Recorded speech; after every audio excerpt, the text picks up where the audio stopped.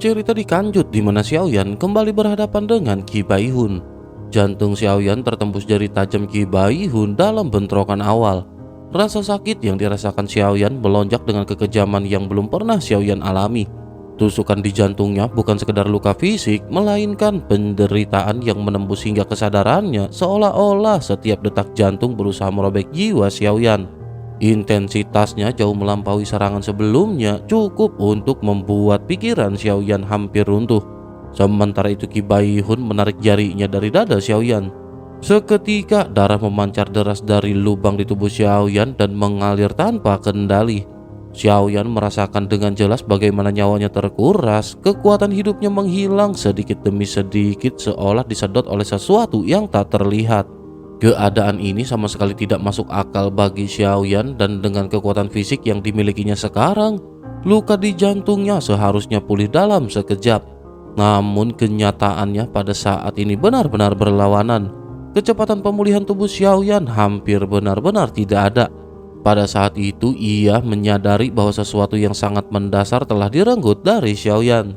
Keabadian yang seharusnya melekat pada tubuhnya menghilang tanpa adanya jejak. Dua bintang di matanya, simbol kekuatan bintang kutub, sempat bersinar menandakan usahanya untuk mengerahkan kekuatan simbiosis. Akan tetapi cahaya itu segera meredup seolah kekuatan tersebut telah tersegel sepenuhnya. Selain itu, boleh kali para tetua mampir ke channel ini? Mimin minta bantu support dan dukungan pada para tetua. Kanjut. Tubuh Xiaoyan bergetar hebat dan aliran energi di dalam dirinya menjadi kacau. Xiaoyan kembali memuntahkan darah dalam jumlah besar. Setiap gerakan kecil terasa seperti siksaan, dan sementara itu Qi Baihun pada saat ini memancarkan keyakinan mutlak. Dalam pandangan Qi Baihun, Xiaoyan telah kehilangan semua peluang untuk melawan. Wilayah tempat mereka berada adalah wilayah klan pembunuh takdir atau klan Simi. Tempat ini adalah tempat di mana hukum mereka sendiri berkuasa. Di tempat itu, kematian Xiaoyan dianggap sebagai sesuatu yang tak terelakkan. Qi Baihun memandang Xiaoyan sebagai makhluk yang tidak berarti di hadapan kekuatan aturan penguasa mimpi. Sekuat apapun Xiaoyan sebelumnya, di wilayah ini Xiaoyan hanyalah semut yang sedikit lebih keras kelapa. Setiap bentuk perlawanan dipandang sia-sia karena seluruh aturan dan kekuatan yang biasa digunakan Xiaoyan tidak lagi memiliki makna. Rasa sakit yang dialami Xiaoyan terus meningkat tanpa penjelasan yang jelas. Ia tidak mengerti mengapa penderitaan ini begitu menyiksa. Serangan fisik saja seharusnya tidak cukup untuk menimbulkan rasa sakit sedalam ini. Namun tekanan yang menimpanya bukan hanya berasal dari tubuh, melainkan juga dari jiwa. Aturan alam rahasia ilusi bekerja tanpa ampun merampas kendali hidup dari siapapun yang berani menginjakkan kaki di dalamnya. Pada saat ini tekanan jiwa yang luar biasa menekan Xiaoyan dari segala arah. Jiwanya seakan dihancurkan sedikit demi sedikit, sementara tubuhnya yang melemah tidak mampu menahan beban tersebut. Qi Baihun dengan kejam menikmati proses itu, menganggap penderitaan Xiaoyan sebagai sarana untuk menghancurkan jiwanya hingga hanya tersisa keputusasaan murni. Hal itu nantinya akan menjadi persembahan bagi tuan yang Qi Baihun sembah. Sementara itu Xiaoyan berusaha mengerahkan seluruh kekuatan yang tersisa di dalam dirinya. Xiaoyan mencoba meraih kembali kendali atas energi, hukum, dan teknik yang pernah ia kuasai. Namun setiap upaya Xiaoyan terasa hampa. Semua kekuatan itu seolah telah direnggut paksa, meninggalkan kehampaan di dalam tubuh dan jiwa Xiaoyan. Kesadarannya mulai terkelupas dan perlahan tenggelam ke dalam kegelapan. Tepat sebelum kesadarannya sepenuhnya menghilang, muncul gelombang kegelisahan yang sangat tajam dalam diri Xiaoyan.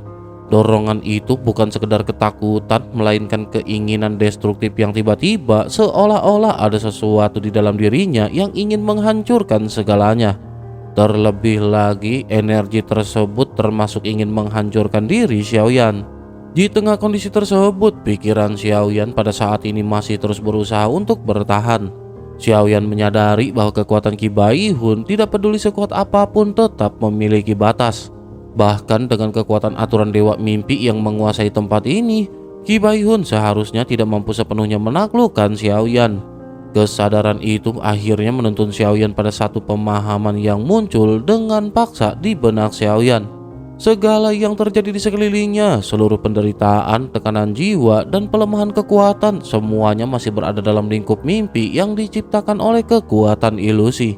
Xiaoyan pun akhirnya mengambil tindakan yang sepenuhnya berada di luar dugaan siapapun. Tanpa sedikit pun keraguan, Xiaoyan meledakkan wujud aslinya sendiri dan memilih penghancuran diri sebagai cara untuk memecah kebuntuan yang menjeratnya. Keputusan itu diambil dalam sekejap tanpa memberi ruang penyesalan, seolah Xiaoyan telah mempertimbangkan segalanya sejak awal. Di sisi lain, Qi Baihun menyaksikan tubuh Xiaoyan mengembang dengan kecepatan yang mencengangkan. Mata Qi Baihun memancarkan keterkejutan yang sulit disembunyikan. Pandangannya bercampur ketidakpercayaan yang mendalam karena dalam pemahamannya, tidak ada makhluk waras yang berani menghancurkan diri sendiri sebelum benar-benar yakin bahwa apa yang dihadapinya hanyalah mimpi. Jika dugaan itu salah, maka kehancuran tersebut bukan sekedar kehilangan wujud, melainkan lenyapnya segalanya tanpa sisa. Ketegasan Xiaoyan benar-benar terasa terlalu ekstrim dan melampaui batas kewajaran. Namun di tengah krisis hidup dan mokat yang menyelimuti, Xiaoyan justru berada dalam kondisi paling tenang. Keraguan, ketakutan, dan naluri bertahan hidup ditekan sepenuhnya oleh Xiaoyan.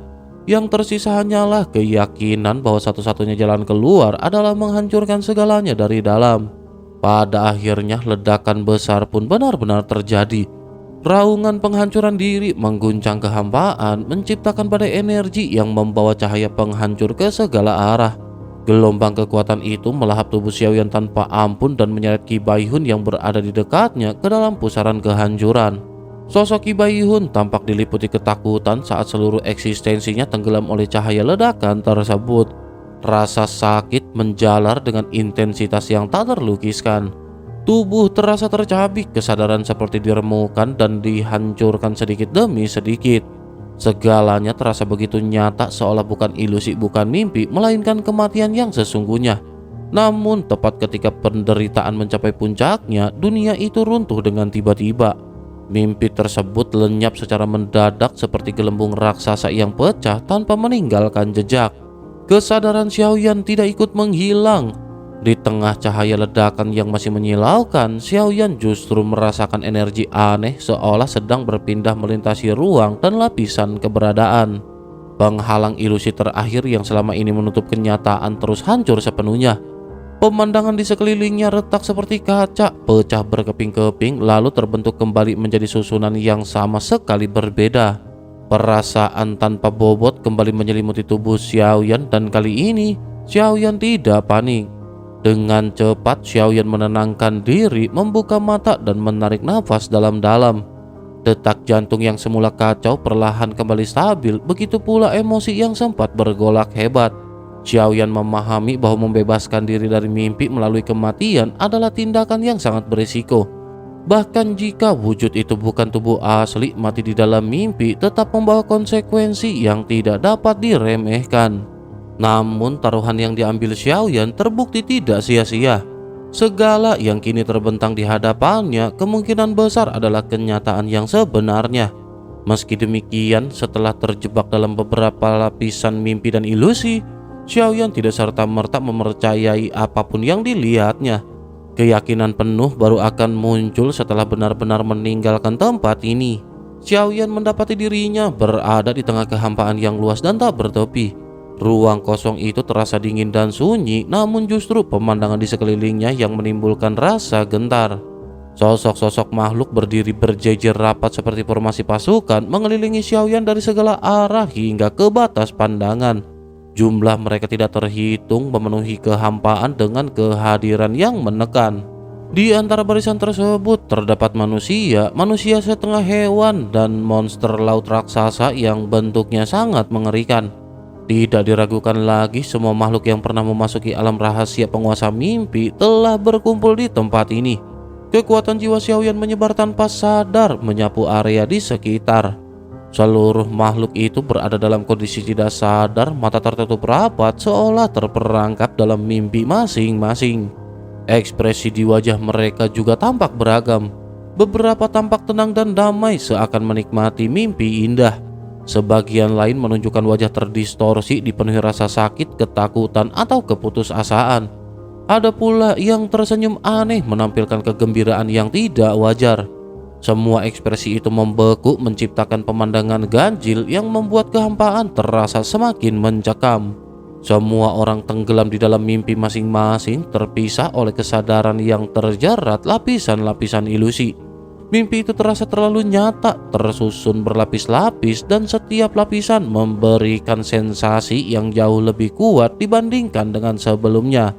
Tanpa keteguhan tekad dan kekuatan kehendak yang cukup, menembus penghalang mimpi semacam itu hampir mustahil dilakukan. Mengandalkan kekuatan jiwa yang telah ditempa dalam berbagai situasi ekstrim, Xiaoyan perlahan menelusuri lapisan mimpi tersebut. Di dalam keadaan setengah sadar, Xiaoyan kembali menemukan keberadaan Raja Tianzang, Xuan Huang, dan juga Feng Xi. Ketiganya tidak berada dalam ancaman kematian, namun kesadaran mereka terperangkap jauh di dalam mimpi buruk yang terus berulang. Hal itu membuat tubuh mereka tidak mampu terbangun dari keadaan tersebut. Di dalam benak Xiaoyan muncul pemahaman bahwa jika setiap orang dipaksa melewati lapisan mimpi satu persatu, maka hanya segelintir yang memiliki kemungkinan untuk benar-benar bangkit.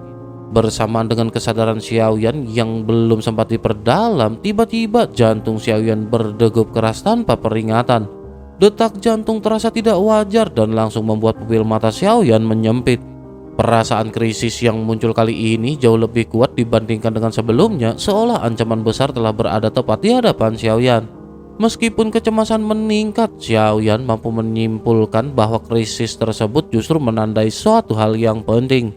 Xiaoyan kemungkinan besar telah benar-benar keluar dari ilusi mimpi dan kini berdiri di inti sebenarnya dari alam tersebut. Ketika pandangan Xiaoyan terangkat, pemandangan di hadapan Xiaoyan menunjukkan perubahan yang mencolok. Di ujung barisan sosok-sosok yang berdiri kaku menyerupai patung makam, singgasana emas yang sebelumnya mendominasi pada saat ini telah menghilang. Sebagai gantinya, sebuah peti mati memancarkan cahaya keemasan samar, berdiri sunyi namun menekan jiwa siapapun yang menatapnya. Di sisi peti mati emas tersebut berdiri figur sosok yang tidak asing bagi Xiaoyan. Sosok itu adalah Qi Baihun, individu yang sebelumnya telah menusuk jantung Xiaoyan di alam mimpi. Kehadiran Qi Baihun di tempat ini segera menegaskan bahwa rahasia penguasa mimpi kemungkinan besar tersembunyi di dalam peti mati emas tersebut. Xiaoyan tidak mengetahui secara pasti apa yang berada di dalamnya, namun situasi yang terbentang memperlihatkan bahwa semua ini lebih menyerupai sebuah konspirasi yang telah dirancang sejak awal. Kesunyian yang menyelimuti area tersebut tiba-tiba pecah oleh suara tepukan tangan yang menggema di kehampaan. Tatapan Xiaoyan langsung tertuju dengan tajam ke arah Qi Baihun. Qi Baihun telah muncul kembali dengan 3 kelopak yang sama seperti sebelumnya. Namun aura yang menyelimuti tubuh Qi Baihun kini sepenuhnya berbeda. Pada pertemuan sebelumnya, Qi Baihun memang kuat, tetapi kekuatan tersebut masih berada dalam batas yang dapat dihadapi Xiaoyan tanpa rasa takut. Kini situasinya benar-benar telah berbalik. Aura Qi Baihun yang berdiri di samping peti mati emas membuat otot-otot Xiaoyan menegang secara refleks. Tekanan tersebut menandakan bahwa jiwa utama yang mengendalikan tubuh Qi Baihun telah mengalami perebutan tubuh atau perubahan mendasar setelah memasuki alam ini. Sementara itu di sisi lain, Qi Baihun pada saat ini lanjut mulai berbicara. Dengan nada meledek, ia memuji kemampuan Xiaoyan yang mampu menembus lapisan-lapisan mimpi dengan kecepatan luar binasa. Qi Baihun menilai bahwa meskipun struktur mimpi tersebut tidak tergolong rumit, tetap dibutuhkan kecermatan tinggi untuk melewatinya, dan keberhasilan Xiaoyan telah mencatat rekor tercepat. 3 wajah Qi Baihun secara bersamaan menampilkan senyum yang menyeramkan. Getaran suara saling tumpang tindih membentuk irama yang sama sekali tidak menyerupai manusia. Qi Baihun menyampaikan bahwa kebijakan dan kelicikan Xiaoyan memang layak disebut tak tertandingi. Pertemuan ini juga membuktikan penilaian tersebut tidaklah berlebihan. Qi Baihun pada saat ini berdiri tenang dan tampaknya ia tidak ingin segera melancarkan serangan kepada Xiaoyan. Sosok itu justru mengalihkan perhatiannya pada makhluk-makhluk yang tak terhitung jumlahnya yang berdiri diam kaku dan rapat. Qi Baihun lanjut berkata bahwa keserakahan telah mendorong mereka ke tempat ini. Para pendatang itu bergegas tanpa ragu satu demi satu dengan tujuan menemukan apa yang mereka kira sebagai harta karun rahasia. Tanpa mereka sadari, kehadiran mereka justru membantu Ki Baihun mencapai tujuan yang lebih besar. Ki Baihun juga menyatakan bahwa kekuatan jiwa dan esensi mimpi milik para makhluk itu sedang digunakan untuk memeliharanya. Dengan pasokan tersebut, kebangkitan tidak lagi jauh dan Ki Baihun akan segera mendapatkan kembali kendali atas alam gunung dan lautan. Penjelasan itu disampaikan dengan keyakinan yang tenang, seolah semuanya telah berada di jalur yang pasti. Sementara itu Xiaoyan merasakan hawa dingin yang merayap di dalam hatinya. Pandangan Xiaoyan menyapu barisan makhluk yang tertidur dan terjebak saling berdesakan tanpa kesadaran. Xiaoyan segera memahami bahwa tempat ini sama sekali bukan harta karun rahasia seperti yang dipercayai banyak orang. Yang terbentang di hadapannya adalah sebuah konspirasi yang besar. Dengan memanfaatkan seluruh harta karun mimpi sebagai umpan, penguasa mimpi telah menarik para ahli kuat dari berbagai penjuru. Mereka dijebak dalam lapisan mimpi yang rumit, perlahan dibunuh, lalu kekuatan jiwa mereka diserap. Semua itu dilakukan demi kebangkitan sang penguasa mimpi dan para korban tidak lebih dari makanan yang disiapkan untuk kebangkitan tersebut. Namun meski demikian, Xiaoyan tidak menunjukkan reaksi terburu-buru. Tatapan Xiaoyan justru mengandung perhitungan yang mendalam. Xiaoyan mulai memikirkan satu hal yang penting, yakni jika Ki Baihun benar-benar bisa bangkit hanya dengan kekuatan jiwa yang telah dikumpulkan sejauh ini, maka tidak ada alasan untuk membuang waktu berbicara panjang lebar. Hal itu dikarenakan keberadaan percakapan itu sendiri terasa ganjil. Dari situ, Xiaoyan menyimpulkan bahwa Ki Baihun pasti menginginkan sesuatu. Fakta bahwa penguasa ilusi masih bersedia berbicara dan bertukar pikiran menunjukkan adanya kebutuhan yang belum terpenuhi. Xiaoyan juga memahami bahwa kesulitan di dalam mimpi memang nyata. Tetapi jika Ki Baihun berniat menghabisi Xiaoyan sepenuhnya, maka dalam waktu singkat Xiaoyan tidak akan memiliki kesempatan untuk melepaskan diri. Namun kenyataannya Xiaoyan masih mampu bertahan dan berpikir jernih. Hal itu berarti penguasa ilusi sengaja menahan diri. Selain itu, Ki Baihun mengetahui bahwa Xiaoyan memiliki cara dan kekuatan tertentu untuk membebaskan diri dari mimpi. Kesadaran itu juga membuat Ki Baihun memilih pendekatan yang lebih berhati-hati. Rasa krisis yang tajam menusuk indera Xiaoyan seperti jarum memaksa pikiran Xiaoyan menjadi sangat fokus. Dalam keadaan tersebut, Xiaoyan menyampaikan bahwa sudah saatnya menghentikan omong kosong dan beralih pada inti permasalahan. Xiaoyan lanjut mengusulkan sebuah kesepakatan secara langsung dan dingin ke arah Ki Baihun. Tiga wajah Ki Baihun memperlihatkan keterkejutan yang singkat sebelum akhirnya berubah menjadi kegembiraan yang sulit disembunyikan. Ki Baihun mengakui kecerdikan Xiaoyan dan meminta Xiaoyan menjelaskan bentuk kesepakatan yang dimaksud. Tatapan ketiga wajah itu tertuju penuh perhatian dan menunggu kelanjutan perkataan Xiaoyan. Sementara itu Xiaoyan mulai mengungkapkan pemahamannya bahwa menyerap jiwa para korban saja kemungkinan besar tidak cukup untuk menghidupkan kembali Ki Baihun sepenuhnya. Xiaoyan menyatakan bahwa kunci kebangkitan sesungguhnya terletak pada pembukaan peti mati emas yang berada di tempat itu. Xiaoyan pada akhirnya menanyakan apakah dugaan tersebut benar atau tidak. Mendengar hal itu, Ki Baihun mengangkat tangan dan bertepuk tangan berulang kali seolah tidak bisa menahan rasa puas. Reaksi tersebut menjadi penegasan bahwa pemikiran Xiaoyan telah menyentuh inti dari persoalan yang ada. Ki Baihun menilai Xiaoyan sebagai sosok yang benar-benar terlalu cerdas. Tanpa penjelasan apapun, Xiaoyan mampu menebak bahwa tidak pernah ada makhluk sepertinya di dunia gunung dan lautan. Jika memang pernah ada, maka manusia fana yang menjadi wadah saat ini tidak akan bertindak sebodoh itu. Penilaian tersebut menunjukkan bahwa sejak awal Ki Baihun telah mengamati Xiaoyan dengan seksama. Sementara itu, Xiaoyan menyadari bahwa sebuah krisis besar akan segera dihadapi. Xiaoyan pun segera menawarkan bantuan dalam pertempuran yang akan datang dan sebagai imbalannya, Ki Baihun diminta membuka peti mati emas setelah kemenangan diraih. Sikap Xiaoyan terlihat serius seolah yakin bahwa kesepakatan ini menguntungkan kedua belah pihak. Ki Baihun akhirnya menanggapi dengan tawa panjang yang menggema menandakan bahwa tawaran tersebut dianggap mustahil. Ki Baihun menjelaskan bahwa peti mati emas bukan sesuatu yang bisa dibuka dengan mudah. Kecuali seorang yang mulia yang berada di puncak kekuatan turun tangan, peluangnya tetaplah kecil. Dalam pandangan Ki Baihun, Xiaoyan yang telah bereinkarnasi menjadi terlalu lemah sehingga sama sekali tidak memiliki kemungkinan untuk melakukannya. Menanggapi hal itu, Xiaoyan pada akhirnya segera mengajukan pertanyaan kepada Ki Baihun. Xiaoyan bertanya mengenai alasan Ki Baihun membiarkan Xiaoyan menembus mimpi jika memang tidak ada kepercayaan sedikit pun. Ki Baihun pun sedikit tersenyum dan berkata bahwa Xiaoyan telah salah memahami situasi sejak awal. Tingkat kesulitan mimpi mungkin berbeda, tetapi mimpi itu sendiri tercipta oleh kekuatan Xiaoyan. Apakah Xiaoyan mampu melepaskan diri sepenuhnya bergantung pada kekuatan yang dimiliki Xiaoyan sendiri. Ki Baihun juga menegaskan bahwa tidak ada keringanan atau belas kasihan yang diberikan dalam proses tersebut. Penjelasan itu pada akhirnya membuat Xiaoyan semakin bingung. Jika begitu keadaannya, maka penguasa mimpi seharusnya bisa menghabisi Xiaoyan ketika masih tertidur tanpa perlu menunggu hingga sekarang. Tidak ada niat langsung untuk melenyapkan Xiaoyan dan itu menunjukkan adanya maksud lain yang tersembunyi. Dari makna tersirat dalam kata-kata Baihun, Xiaoyan menangkap adanya bentuk persetujuan dari penguasa ilusi. Apakah persetujuan itu tulus atau sekedar strategi, hal tersebut tidak lagi menjadi persoalan utama. Yang jelas pemikiran Xiaoyan diakui dan tidak sepenuhnya ditolak. Xiaoyan kemudian menanyakan cara memecahkan peti mati tersebut. Dengan pertanyaan itu jelas bahwa hanya Ki Baihun yang mengetahui metode tersebut. Ki Baihun pada akhirnya mengungkapkan bahwa di dunia gunung dan lautan telah muncul 4 aura kuat.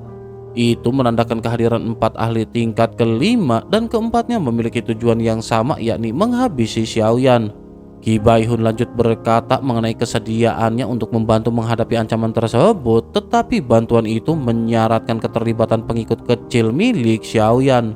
Xiaoyan segera memahami bahwa yang dimaksud adalah Goyan yang selalu berada di sisi Xiaoyan yang memiliki asal-usul yang tidak sederhana.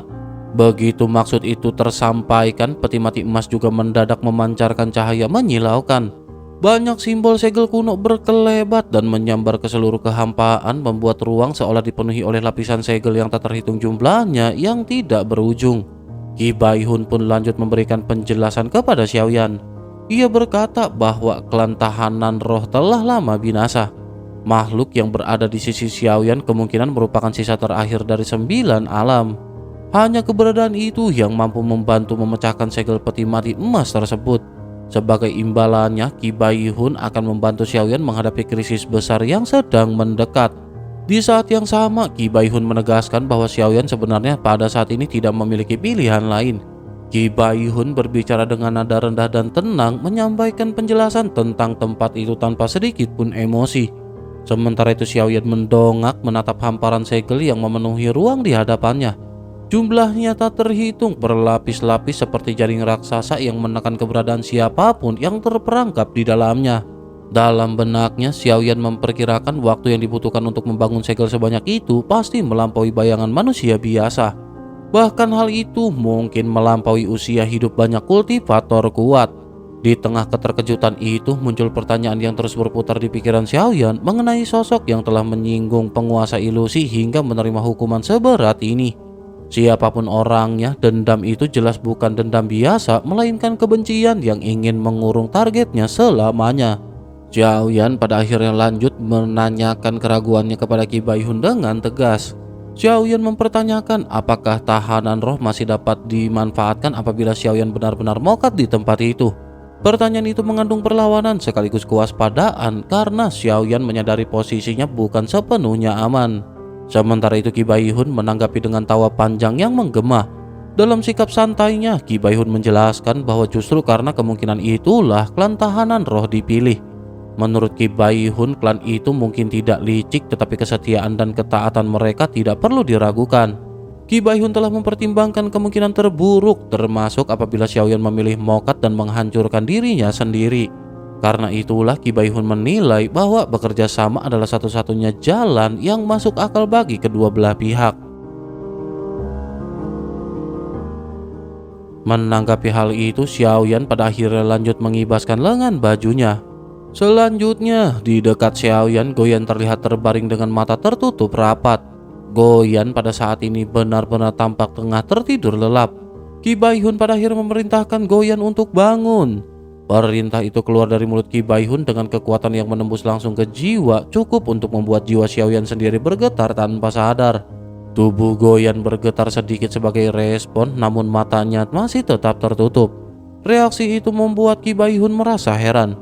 Baru setelah Xiaoyan mengulurkan telapak tangan dan menepuk Goyan, Xiaoyan menyampaikan maksudnya dengan jelas bahwa berpura-pura tidur tidak ada gunanya dalam situasi ini. Seketika itu juga Goyan pada akhirnya membuka matanya lebar-lebar. Amarah yang terpendam meledak begitu Goyan terbangun sepenuhnya. Goyan meluapkan kebenciannya dengan raungan penuh kegilaan dan berkata bahwa Goyan tidak akan pernah meninggalkan Xiaoyan sendirian di tempat itu. Goyan juga menjelaskan bahwa musuh yang telah memusnahkan klannya tidak akan pernah dilepaskan dari segel. Apapun yang terjadi, bahkan jika harus mokat dalam pertempuran atau mengakhiri hidupnya sendiri, Goyan bersumpah tidak akan mencabut segel tersebut. Ledakan emosi itu begitu kuat hingga Xiaoyan hanya bisa terdiam. Kebencian Goyan terasa murni dan membara, jenis kegilaan yang bahkan belum pernah dilihat Xiaoyan sebelumnya. Dari luapan amarah itu, Xiaoyan segera memahami inti permasalahannya. Musuh yang dimaksud Goyan adalah penguasa mimpi ilusi sosok yang berasal dari klan Ximing. Sementara itu di sisi lain, Qi Baihun pada akhirnya mulai angkat bicara. Ia menjelaskan bahwa jika Goyan tetap menolak, maka mereka akan mokat di tempat ini melalui pertempuran yang tak terelakkan. Kata-kata itu seketika membuat amarah Goyan tertahan sesaat. Kebencian dan kesedihan bercampur di wajah Goyan. Namun tak lama kemudian tekad Goyan kembali mengeras dan Goyan meluapkan sumpahnya terhadap seluruh klan Ximing. Goyan berkata bahwa klan itu pantas menerima kehancuran berkali-kali lipat. Goyan yang selama ini hidup dengan status hina bersumpah akan memusnahkan seluruh klan Ximing dan mengangkat segel itu dengan caranya sendiri. Goyan juga menegaskan bahwa tidak ada seorang pun yang boleh berharap segel itu dilepaskan pada saat ini. Fakta yang tak terbantahkan adalah bahwa seluruh teknik penyegelan yang dimiliki oleh klan Ximing diperoleh dari klan Goyan. Oleh karena itu hanya klan Goyan yang memiliki kemampuan untuk memecahkan segel-segel tersebut. Dalam kondisi seperti itu, Qi Baihun akhirnya menyampaikan maksud terakhirnya. Qi Baihun berkata bahwa jika memang demikian pilihan Goyan, maka Goyan hanya bisa menyaksikan kematian rekan-rekannya dengan mata kelapanya sendiri.